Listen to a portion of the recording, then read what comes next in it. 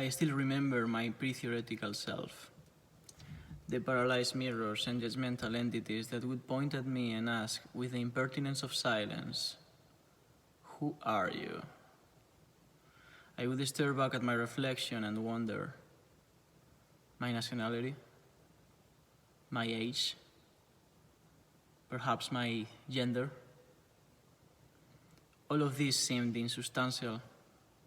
All were partial and at best incomplete. All condensed in a single word, my name. I had a nomadic upbringing divided between south and north of Spain. I never belonged anywhere. The people I shared my days with always saw me as proceeding from the last place I came.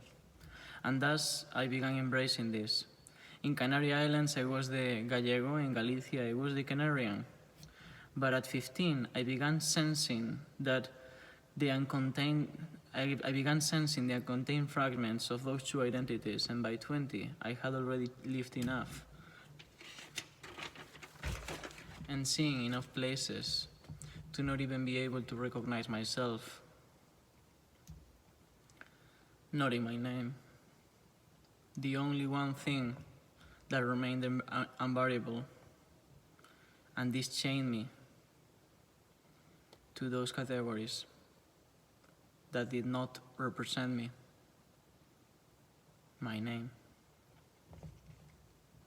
And so I began to change. Each time I moved to a new place, one stuck with me. I called myself etc. as an attempt to contain every future identity and emphasize the fluidity of everything contained in words such as I, Dasein, or ego. I like this word, fluidity, because the waves are not lost, they seek the shore. For long, I thought I was condemned to always search for that person that people used to call David. I thought of changing my gender. I thought of covering my identity over 1,000 lies, start somewhere new, forget my language, relearn every fact and movement pattern, and see where that takes me. I did none of those things though. And in a way, I did them all. I disappeared and came back different, changed.